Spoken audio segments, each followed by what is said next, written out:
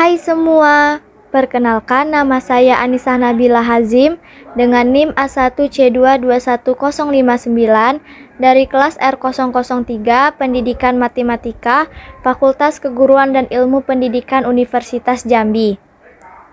Di video kali ini saya akan menjelaskan tentang kecerdasan intuitif dan kecerdasan reflektif, di mana video ini saya buat untuk memenuhi ujian tengah semester mata kuliah Psikologi Pembelajaran Matematika.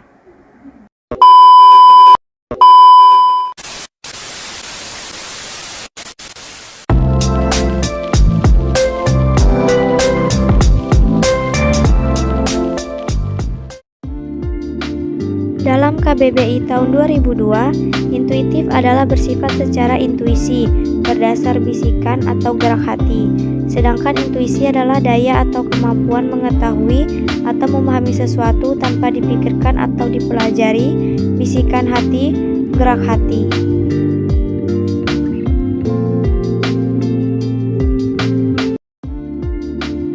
Apabila dikaitkan dengan pemahaman matematika, maka proses tersebut bisa dimanfaatkan oleh pendidik melalui rangsangan berupa pemberian soal yang dilakukan secara berulang untuk melihat apakah hal tersebut terjadi kembali sehingga bisa digeneralisasikan untuk mendapatkan solusi yang berperan dalam peningkatan kualitas ilmu pengetahuan yang dimiliki oleh siswa. Menurut Fishbein tahun 2002, kecerdasan intuitif adalah proses kognitif yang spontan dan segera berdasarkan pada skema tertentu. Sementara itu, Tversky juga menyatakan bahwa kecerdasan intuitif merupakan kemampuan untuk memunculkan dan menyeleksi konsep atau skema yang sudah diketahui untuk merespons stimulus secara otomatis dan spontan.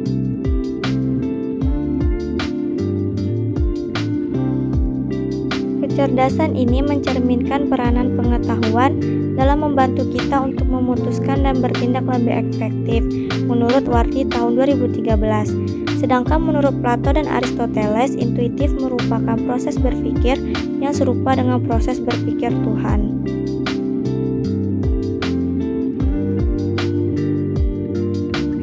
Selanjutnya, intuitif dicirikan sebagai hasil berpikir yang pertama, tidak temporal, yaitu memiliki keputusan yang sulit berubah. Yang kedua, memandang keseluruhan objek daripada bagian-bagian objek. Yang ketiga, tidak bersifat proposisional. Kemudian yang keempat, tidak bersifat representasional. Dan yang kelima atau yang terakhir, dipandang serupa dengan proses berpikir Tuhan, maka intuitif dianggap tidak pernah salah menurut Handen tahun 2004. Dreyfus dan Eisenberg tahun 1982 menyatakan bahwa pemahaman secara intuitif sangat diperlukan sebagai jembatan berpikir manakala seseorang berupaya untuk menyelesaikan masalah dan menyelaraskan kondisi awal dengan tujuan.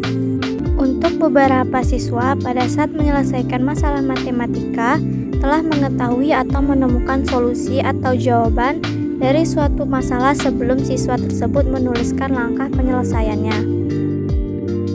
Berikut ini adalah skema kecerdasan intuitif. Siswa yang masih pada tahap intuitif biasanya banyak tergantung pada cara penyajian materi oleh guru, yang mana siswa tersebut mungkin tidak mampu mengasimilasi jika konsep yang baru ia dapatkan dari guru jauh dari skema yang ada. Maka, pada tahap-tahap awal, guru harus menganalisis konseptual siswa secara cermat sebagai dasar merencanakan pembelajaran, sehingga siswa dapat melakukan sintesa struktur-struktur dalam ingatannya. Selanjutnya, adapun keuntungan pembelajaran langsung oleh guru, antara lain yang pertama, pertanyaan dapat diajukan secara langsung kepada guru. Yang kedua, penjelasan dapat diberikan secara langsung kepada siswa. Yang ketiga, guru yang sensitif dapat mempersepsikan perkembangan skema tiap siswanya. Dan yang keempat atau yang terakhir, mengajarkan materi yang tepat sesuai dengan kondisi siswa. Menurut Baylor tahun 2001 menyatakan bahwa perkembangan intuitif seseorang dipengaruhi oleh tingkat kepakarannya di bidang tertentu. Selanjutnya, secara kualitatif terdapat dua jenis intuitif, yaitu yang pertama, intuitif yang belum matang atau immature intuition.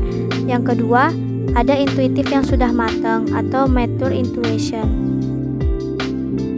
Masuk ke bagian yang pertama, yaitu intuitif yang belum matang. Intuitif ini sering dijumpai ketika seseorang masih berada pada taraf pemula di bidang tertentu, di mana pengetahuan analitiknya belum banyak mencampuri kemampuannya dalam menemukan wawasan baru. Yang kedua, ada intuitif yang sudah matang. Intuitif ini kebanyakan muncul ketika seseorang sudah mencapai kepakaran di bidang tertentu dengan modal struktur pengetahuan relevan yang sudah terbentuk dengan baik. Intuitif yang sudah matang ini merupakan kebalikan dari intuitif yang belum matang. Selanjutnya, menurut Scham tahun 1971, siswa yang masih pada tahap intuitif biasanya banyak tergantung pada cara penyajian materi oleh guru. Selanjutnya kita masuk ke kecerdasan reflektif. Apa sih kecerdasan reflektif itu? Bergson atau Hendon tahun 2004 menyatakan bahwa berpikir memiliki dua sisi yang berlawanan arah. Jika berpikir bersifat diskursif dan analitik kuantitatif perspektif, maka jenis berpikir ini disebut intelek. Tetapi jika berpikir bersifat non-diskursif atau kualitatif perspektif, maka jenis berpikir ini disebut intuisi. Menurut Bergson, karena intuisi bersifat non-diskursif, maka penalaran tidak memainkan peranan dalam intuisi.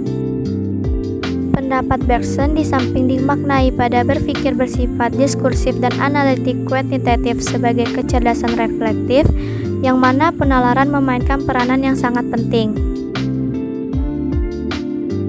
Penalaran menghasilkan kesimpulan dari pikiran, kejelasan, dan ketegasan, menurut Johnson dalam Sang tahun 2012, dan melibatkan penyelesaian masalah untuk menjelaskan mengapa sesuatu terjadi atau apa yang akan terjadi, menurut Han dalam Sang tahun 2012. Adapun pendapat Johnson dan Han memperkuat intelek yang dimaksud Bergson tadi adalah kecerdasan reflektif. Adapun Scham tahun 1971 mengatakan pada tahap reflektif, aktivitas mental yang telah berintervensi menjadi objek kesadaran untuk introspeksi diri. Selanjutnya, contoh soal tentang kecerdasan reflektif yaitu seorang siswa yang menumpang kendaraan bertanya, mengapa memindahkan versnelling sebelum mencapai belokan tajam di jalan? Nah, biarpun kita telah berbuat begitu, tanpa berpikir tentunya kita tidak kesulitan untuk menjelaskan alasan tersebut.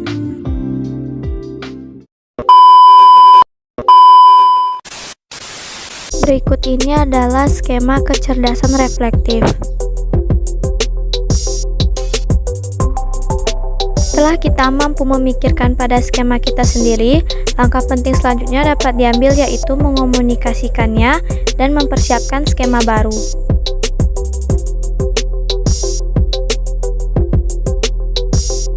Seorang anak mungkin tidak dapat menyelesaikan 16 dikali 25 secara cepat, tetapi setelah diberi petunjuk bahwa 16 dikali 25 dapat ditulis menjadi 4 dikali buka kurung 4 dikali 25 sama dengan 4 dikali 100, maka sehingga dengan cara yang sama diharapkan anak juga dapat menyelesaikan perkalian lain seperti 24 dikali 25 secara cepat, bahkan menyelesaikan 25 dikali 25.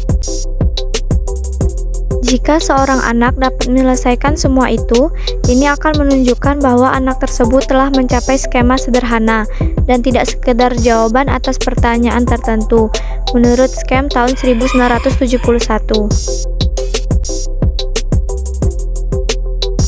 Dengan mengetahui karakteristik siswa yang memiliki kecerdasan reflektif, maka guru juga harus bisa menyesuaikan dalam pembelajaran.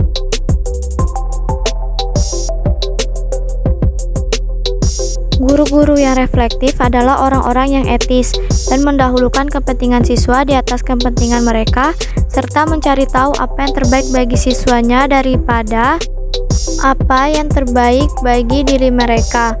Menurut Sang tahun 2012.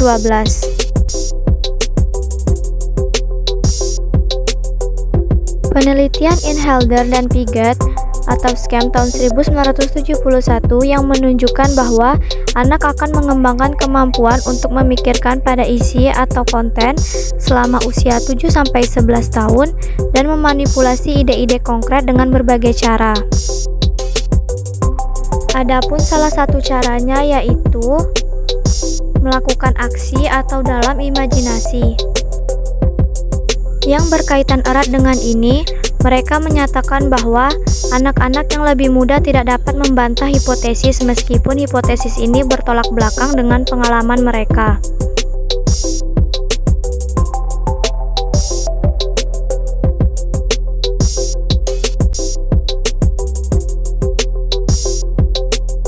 Selanjutnya kita masuk ke proses berpikir matematika berdasarkan kecerdasan intuitif dan reflektif. SCAM tahun 1971 menyatakan bahwa suatu jenis kegiatan reflektif yang jangkauannya lebih jauh adalah aktivitas yang mengarah pada generalisasi matematis. Secara jelas dapat dibedakan dalam dua tahap melalui contoh sebagai berikut. Yang pertama, A sama dengan A dikali A, di mana A pangkat 3 sama dengan A dikali A dikali A. Untuk A pangkat 4 sama dengan A dikali A dikali A dan dikali A, dan seterusnya. Dengan mudah dapat dilihat bahwa A pangkat 2 dikali A pangkat 3 sama dengan A dikali A dikali A dikali A dikali A. Dari sini dengan contoh-contoh yang sama, siswa secara intuitif dapat membentuk skema umum, sehingga dapat segera menulis A pangkat 2 dikali A pangkat 3 sama dengan A pangkat 5, dan seterusnya. Dengan menggunakan cara-cara manipulasi pecahan-pecahan aljabar yang sudah diketahui, siswa juga dapat membentuk skema untuk pembagian seperti contoh berikut ini.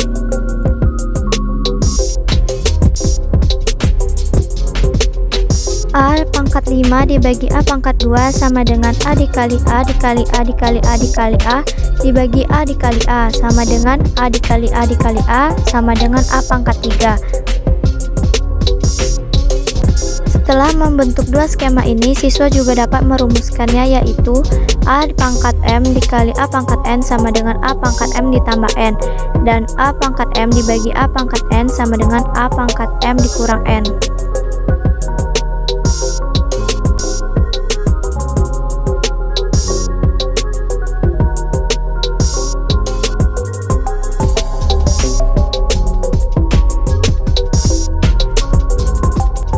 Kedua, kemampuan berpikir ini memberikan peran penting dalam pembelajaran matematika di sekolah, sehingga berpikir intuitif dan berpikir reflektif banyak dikembangkan dalam pembelajaran matematika agar dapat meningkatkan kemampuan dalam memecahkan masalah.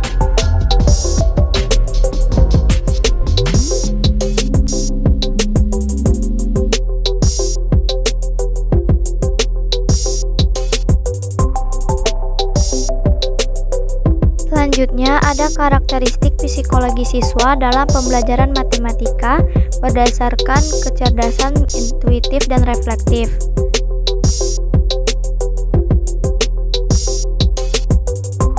Menurut UNO tahun 2012, karakteristik siswa adalah aspek-aspek atau kualitas seorang siswa yang terdiri dari minat, sikap, motivasi belajar, gaya belajar, kemampuan berpikir, dan kemampuan awal yang dimiliki oleh siswa tersebut.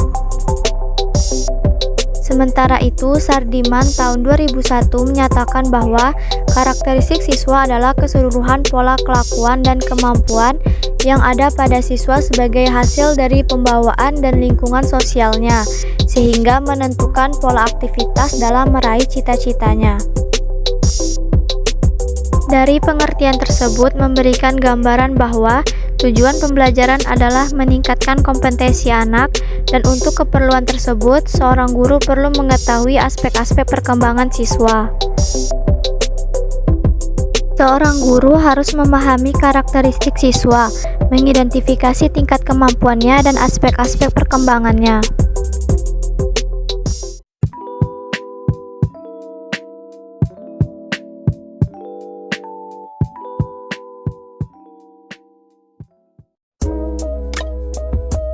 Setiap siswa memiliki kemampuan dan kecerdasan yang berbeda-beda. Perbedaan inilah yang menuntut guru agar bersikap adil dan arif dalam menyikapinya. Khadijah pada tahun 2011 menyatakan bahwa perbedaan individual di antara peserta didik merupakan hal yang tidak mungkin dihindari, karena hampir tidak ada kesamaan yang dimiliki oleh manusia kecuali perbedaan itu sendiri. Dengan perbedaan yang dimiliki siswa secara tidak langsung turut berperan aktif dalam membangun semangat dan rasa percaya diri siswa, baik secara fisiologis maupun psikologis. Adapun karakteristik psikologis siswa tidak dapat dipisahkan dengan kepribadian. Adapun David dan Richard menyatakan bahwa kepribadian adalah integrasi dari semua karakteristik individu ke dalam suatu kesatuan yang unik, yang menentukan, dan yang dimodifikasi oleh usaha-usahanya dalam menyesuaikan diri terhadap lingkungan yang berubah terus-menerus. Kunjojo tahun 2009. Al-Wisol tahun 2005 juga menjelaskan bahwa ada 5 konsep yang berhubungan erat dengan kepribadian, diantaranya yang pertama ada karakter. Karakter yaitu penggambaran tingkah laku dengan menonjolkan nilai atau benar salah, baik buruk, baik secara eksplisit maupun implisit. Yang kedua ada temperamen. Temperamen yaitu kepribadian yang berkaitan erat dengan determinan biologis atau fisiologis. Yang ketiga ada traits. Traits yaitu respon yang senada atau sama terhadap sekelompok stimuli yang mirip, berlangsung dalam kurun waktu relatif lama. Yang keempat ada type attribute. Type attribute mirip dengan sifat, namun dalam kelompok stimuli yang lebih terbatas. Kemudian yang kelima atau yang terakhir ada habit. Habit merupakan respon yang sama dan cenderung berulang untuk stimulus yang sama pula.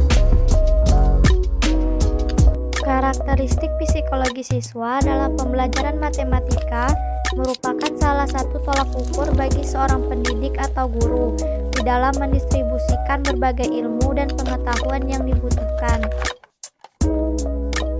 Pada dasarnya, kecerdasan intuitif dan kecerdasan reflektif memiliki skema atau alur yang mirip, namun dibedakan oleh tahap atau fase pengalaman yang dijadikan dasar oleh siswa di dalam menemukan jawaban atau kunci permasalahan yang ditemukan. Di samping itu, alur reseptif yang sama-sama menghasilkan sikap dengan proses atau tahapan yang sedikit berbeda juga berpangkal pada hasil akhir yang diperoleh dari proses nalar yang melibatkan logika atau emosional. Hal tersebut tentu saja memiliki keterkaitan dengan bakat atau kecerdasan mendasar yang dimiliki oleh siswa sebagai individu yang sudah dibekali kelebihan oleh Tuhan Yang Maha Esa. Lebih ringkasnya disebut sebagai kemampuan intelligence atau IQ.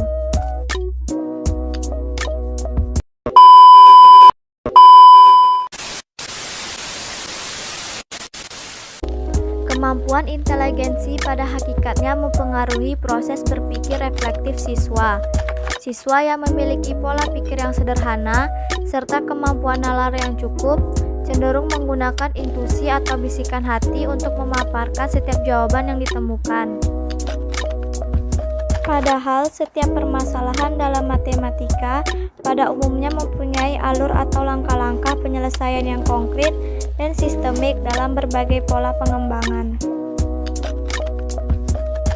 Apabila siswa lebih sering mempergunakan intuitif pada kesehariannya, maka ia akan kesulitan untuk menyelesaikan soal atau permasalahan yang berbeda.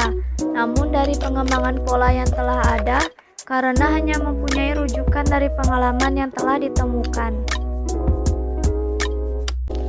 Jika kita ulang kembali untuk menelisik psikologi siswa secara umum, maka kita akan menemukan detail-detail sifat yang mendominasi keberagaman siswa yang kita didik sehingga memudahkan kita untuk mencari solusi yang tepat.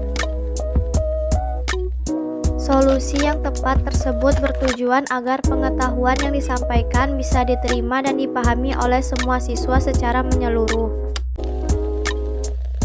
Siswa dengan karakteristik intuitif sebagian mempergunakan pola-pola sederhana dalam menyelesaikan atau memecahkan soal atau permasalahan yang ditemukan. Akan tetapi, tingkat akurasi pada jawaban yang dilontarkan atau yang diberikan mendekati level menengah ke bawah karena faktor emosi dan sifat manusia yang sering lupa ditambah berpatokan pada pengalaman yang telah ditemukan saja. Berdasarkan hal tersebutlah, kita bisa dengan mudah dan sesama menentukan dan menemukan langkah-langkah konkret untuk lebih mendongkrak motivasi dan kemampuan intelektual siswa dalam proses pembelajaran matematika.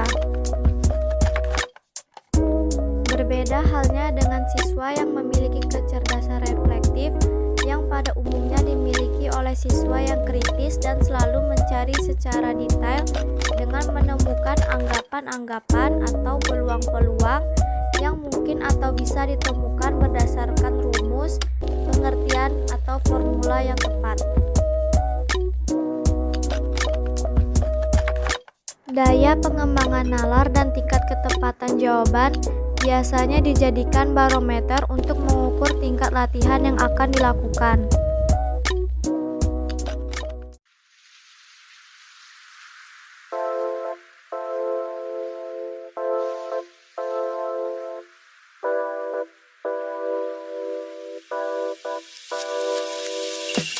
Kecerdasan intuitif adalah suatu istilah psikologi dalam proses pemahaman kognitif yang secara spontan memunculkan dan menyeleksi konsep ataupun skema yang sudah diketahui dengan cara memahami pengetahuan melalui sesuatu yang konkret, eksperimental, atau secara intelektual untuk merespon stimulus. Sedangkan kecerdasan reflektif adalah proses kegiatan yang dilakukan dengan aktif, gigih, terarah, dan penuh pertimbangan dalam menganalisis, mengevaluasi, memotivasi, mendapatkan makna yang mendalam, dan menggunakan strategi pembelajaran yang tepat. Dengan demikian, dalam proses pembelajaran, guru harus mengurangi ketergantungan siswa terhadap dirinya dan memberi kebebasan kepada siswa untuk dapat mengembangkan ide-ide dalam proses belajar, khususnya pada pembelajaran matematika. Peran kecerdasan intuitif dan reflektif yang urgen penting bagi guru mengetahui karakteristik psikologi siswa dalam pembelajaran matematika berdasarkan kecerdasan intuitif dan reflektif, sehingga guru dapat menyesuaikan metode atau pendekatan pembelajaran yang akan digunakan. Menurut SKEM tahun 1971, hal-hal yang harus dilakukan oleh guru matematika yaitu: pertama, guru harus menyesuaikan materi matematika sesuai dengan status perkembangan skema matematis siswa. Yang kedua, guru harus menyesuaikan cara penyajian materi sesuai dengan kemampuan berpikir siswa.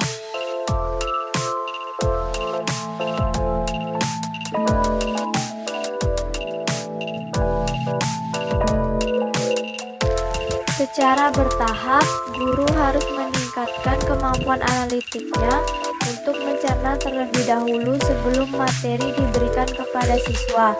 Ketika siswa berada pada tahap di mana mereka tidak lagi bergantung pada guru.